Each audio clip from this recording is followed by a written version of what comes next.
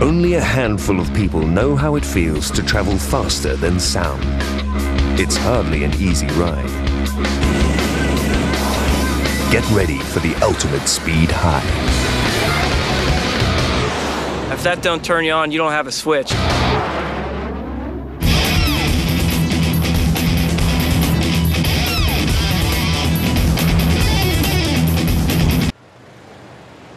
Where can you catch the fastest ride on Earth?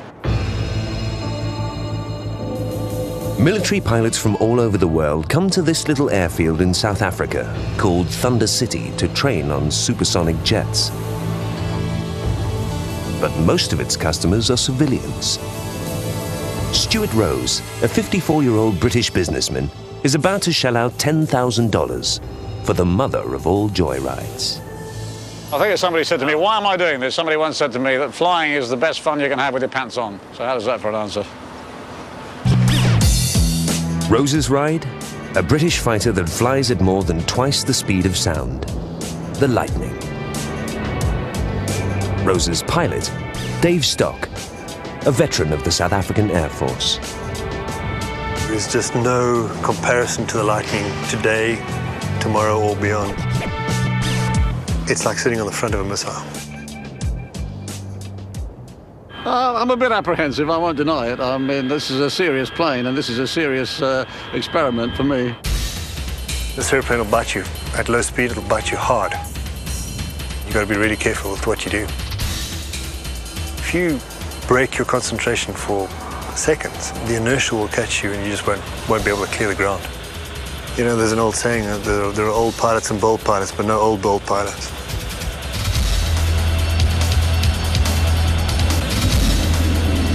Okay, we're just speeding up the engines. And we're good to go.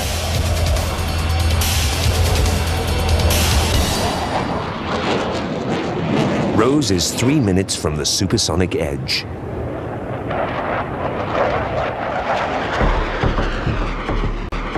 Breaking the sound barrier changed more than just flight.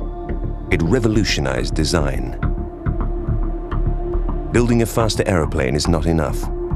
Its design has to protect from the fallout of supersonic flight. Yeah, we're accelerating nicely. Afterburners are coming on. At 350 knots. And we're aboard.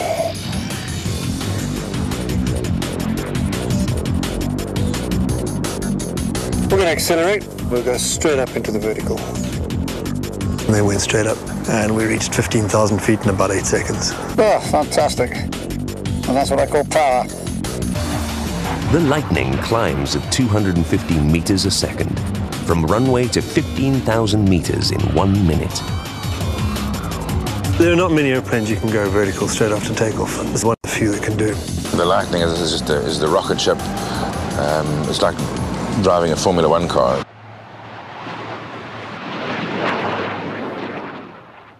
Mike Beachyhead should know.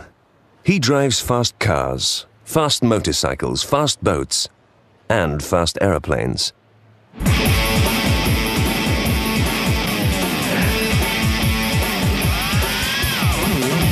He owns 11 supersonic jets, the world's largest and fastest private air force. As a child, he built model airplanes in his bedroom. It didn't even occur to me that one day I'd actually be flying one of these things. That was just a dream too far. It was too unrealistic. The boy who built models grew up to make a fortune building custom yachts. He traded in his toy airplanes for the real thing. But these are no ordinary aircraft. First, a surplus British fighter called a Hawker Hunter, bought over the phone during a Sotheby's auction. It flies at just over the speed of sound, but not fast enough for Mike. Then he bought a supersonic nuclear bomber called a Buccaneer, still too slow. So he bought a Lightning, then 3 more. There's a lovely quote from a Lightning pilot after his first solo, and the guy says, how do you manage to keep up with the airplane until I let the brakes off? And all hell breaks loose. Of all the world's antiques, These are among the rarest. Just 3 Buccaneers are still flying. Mike owns all of them. Only 4 Lightnings still take to the skies. He has all 4, and anyone can fly them. For a price. Funny enough, most of the people who come to fly here are not pilots.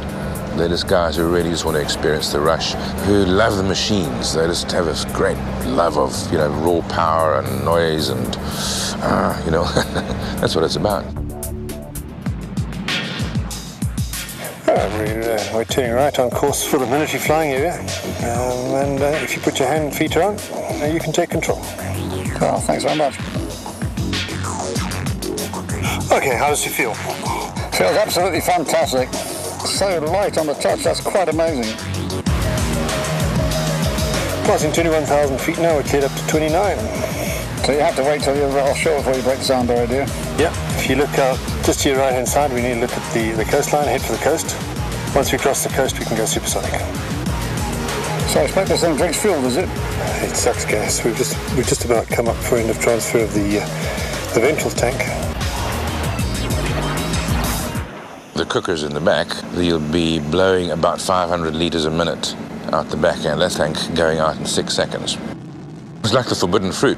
It's such fun to fly, and you get so carried away with it.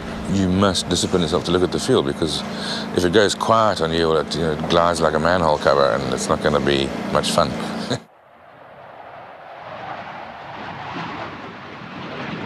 Everyone expects to hit this wall as they go through Mach 1, this huge sound barrier. This airplane, you get a cobblestone ride around about Mach 0.95 to 98.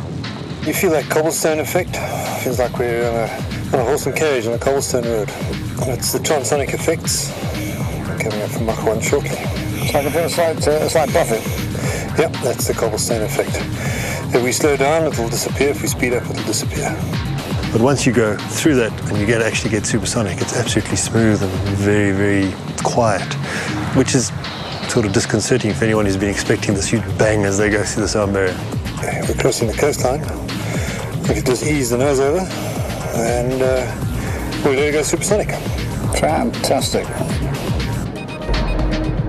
At almost 14,000 meters up, a young boy's dream comes true. Mach 1.3. And we need to be up there to go supersonic, otherwise we break windows and make people grumpy. Faster than a speeding bullet, but slower than a pink elephant. I wasn't sure how I would feel, but actually it's absolutely great. I feel very comfortable. Remarkably quiet. I thought it'd be much noisier.